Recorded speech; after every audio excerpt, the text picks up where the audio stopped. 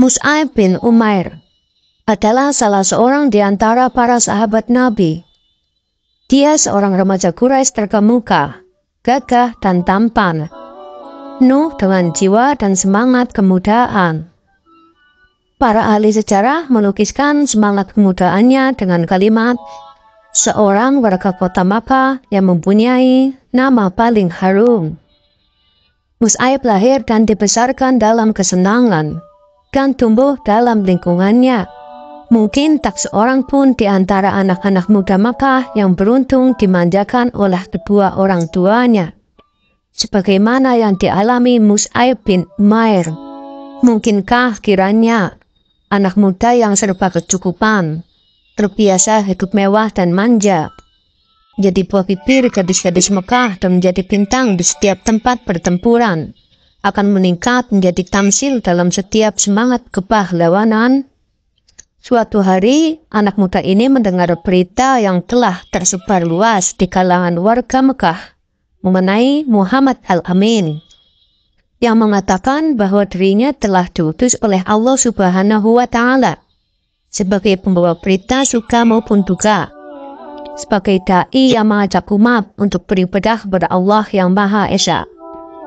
Di antara berita yang didengarnya ialah bahwa Rasulullah bersama pengikutnya biasa mengadakan pertemuan di suatu tempat yang terhindar jauh dari gangguan gerombolan Quraisy dan ancaman-ancamannya, yaitu di Bukit Safa di rumah Arqam bin Abil Arqam. Maka pada suatu senja, didorong oleh kerinduannya, pergilah ia ke rumah Arqam menyertai rombongan itu.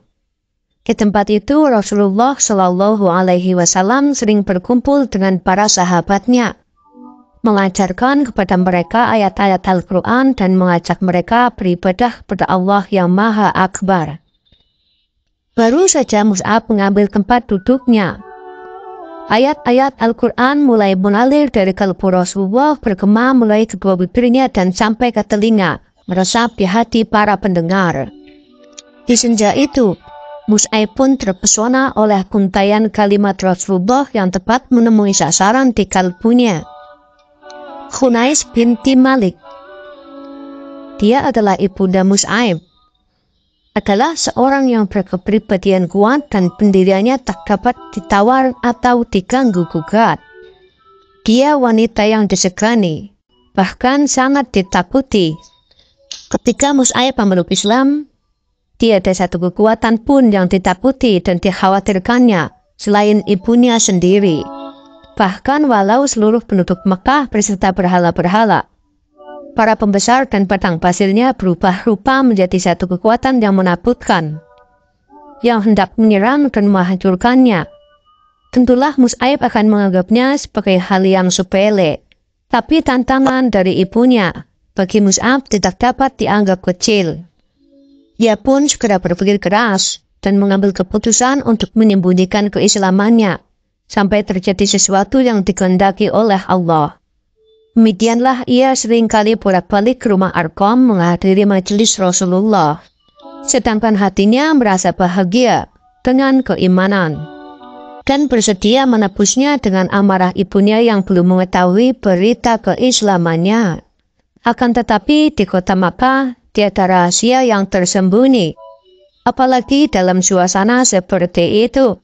Mata kaum Quraisy berkeliaran di mana-mana, mengikuti setiap langkah dan menyusuri setiap jejak.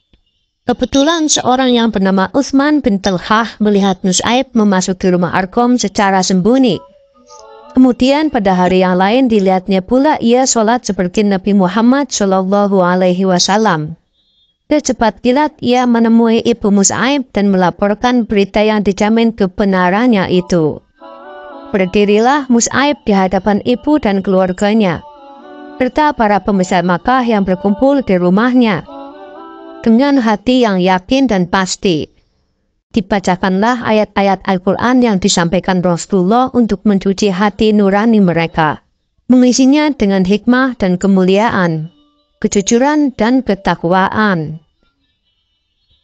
Ketika sang ibu hendak membuka mulut putranya dengan tamparan keras, tiba-tiba tangan yang terulur bagai anak panah itu surut dan jatuh terkulai. Ketika melihat cahaya yang membuat wajah putranya berseri dan kian berwibawa. Karena rasa keibuannya, Bunda Mus'ab tak jadi menyakiti putranya. Dibawalah putranya itu ke suatu tempat terpencil di rumahnya. Lalu dikurung dan dipenjarakannya dengan rapat. Demikianlah beberapa lama Mus'ab tinggal dalam kurungan sampai saat beberapa orang muslimin hijrah ke Abbasiyah. Mendengar berita hijrah ini, Mus'ab pun mencari muslihat dan berhasil mengelabui ibu dan penjaga-penjaganya. Lalu pergi ke Habasyah melindungkan diri. Ia tinggal di sana bersama saudara-saudaranya kaum muslimin. Lalu pulang ke Makkah. Kemudian ia pergi lagi hijrah kedua kalinya bersama para sahabat atas titah Rasulullah dan karena taat kepadanya.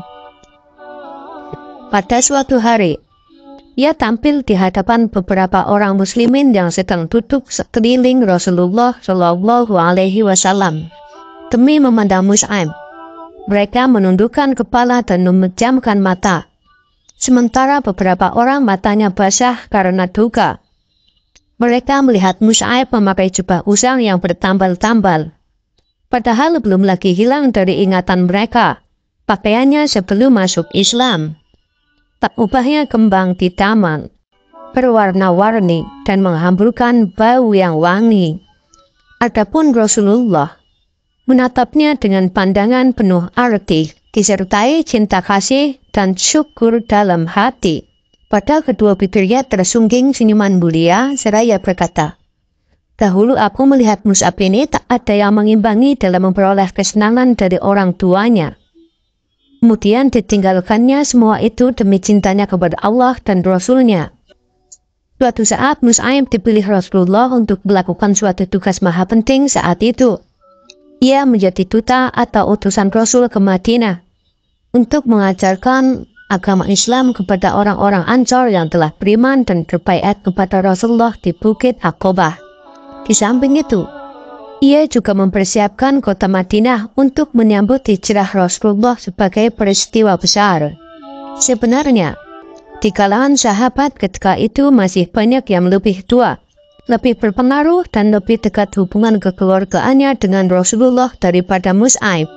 Tetapi Rasulullah menjatuhkan pilihannya kepada Mus'ab dan bukan tidak menyadari sepenuhnya bahwa beliau telah memikulkan tugas amat penting ke atas pundak pemuda itu dan menyerahkan kepadanya tanggung jawab nasib agama Islam di kota Madinah.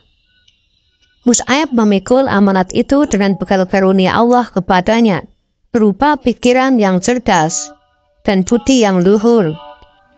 Dengan sifat zuhud, kejujuran dan kesungguhan hati, ia berhasil melunakkan dan menawan hati penduduk Madinah hingga mereka berduyun-duyun masuk Islam. Ketika tiba di Madinah pertama kali, ia mendapati kaum muslimin tidak lebih dari 12 orang, yakni hanya orang-orang yang telah berbaiat di Bukit Aqobah. Namun beberapa bulan kemudian, meningkatlah jumlah orang-orang yang memenuhi panggilan Allah dan Rasul-Nya. Mus'ab memahami tugas dengan sepenuhnya, hingga tak terlanjur melampaui batas yang telah diterapkan. Ia sadar bahwa tugasnya adalah meniru kepada Allah, menyampaikan berita gembira lahirnya suatu agama yang mengajak manusia mencapai hidayah kepada Allah, membimbing mereka ke jalan yang lurus. Asalnya mengikuti pola hidup Rasulullah Shallallahu Alaihi Wasallam yang diimaninya, yang mengemban kewajiban hanya menyampaikan belaka. Demikianlah duta Rasulullah yang pertama itu telah mencapai hasil gemilang yang tiada taranya, suatu keberhasilan yang memang wajar dan layak diperolehnya. Dalam perang Uhud, Mus'ab bin Umair adalah salah seorang pahlawan dan pembawa bendera perang. Ketika situasi mulai gawat karena kaum muslimin melupakan perintah Nabi, maka ia mengacungkan bendera setinggi-tingginya dan bertakbir sekeras-kerasnya, lalu maju menyerang musuh. Targetnya adalah untuk menarik perhatian musuh kepadanya dan melupakan Rasulullah Shallallahu Alaihi Wasallam. Dengan demikian, ia membentuk barisan tentara dengan dirinya sendiri. Tiba-tiba datang musuh bernama Ibnu Humayyah dengan menunggang kuda, lalu menepas tangan Mus'aib hingga putus. Sementara Mus'aib meneriakkan, Muhammad itu tiada lain hanyalah seorang rasul yang sebelumnya telah didahului oleh beberapa rasul. Maka Mus'aib memegang bendera dengan tangan kirinya sambil membungkuk melindunginya. Musuh pun menepas tangan kirinya itu hingga putus pula. Mus'aib pun membungkuk ke arah bendera. Lalu dengan kedua pangkal lengan meraihnya ke dada sambil berucap, Muhammad itu tiada lain hanyalah seorang rasul dan sebelumnya telah didahului oleh beberapa rasul. Lalu orang berkuda itu menyerangnya ketiga kali dengan tombak, dan menusuknya hingga tombak itu pun patah. Mus'aib pun gugur, dan bendera pun jatuh. Ia gugur sebagai bintang dan mahkota para syuhada. Rasulullah bersama para sahabat datang meninjau medan pertempuran untuk menyampaikan perpisahan kepada para syuhada. Ketika sampai di tempat terbaringnya jasad Mus'ab, bercucuranlah dengan deras air mata Rasulullah Shallallahu Alaihi Wasallam. Tak sehelai pun kain untuk menutupi jasadnya, selain sehelai burdah. Andai ditaruh di atas kepalanya, terbukalah kedua belah kakinya. Sebaliknya, bila ditutupkan di kakinya, terbukalah kepalanya. Maka Rasulullah Shallallahu Alaihi Wasallam pun bersabda, tutupkanlah kebagian kepalanya, dan kakinya tutuplah dengan rumput iskir. Kemudian sambil memandangi burdah yang digunakan untuk kain penutup itu, Rasulullah bersabda, ketika di Makkah dulu, tak seorang pun aku lihat yang lebih halus pakaiannya dan lebih rapi rambutnya daripadanya.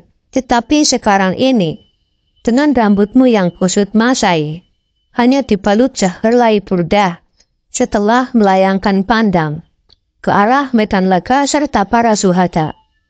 Kawan-kawan Mus'ab yang tergeletak di atasnya, Rasulullah berseru, sungguh, Rasulullah akan menjadi saksi nanti di hari kiamat bahwa kalian semua adalah syuhada di sisi Allah. Kemudian sambil berpaling ke arah sahabat yang masih hidup, Rasulullah bersabda, wahai manusia, bersiarahlah dan berkunjunglah kepada mereka, serta ucapkanlah salam.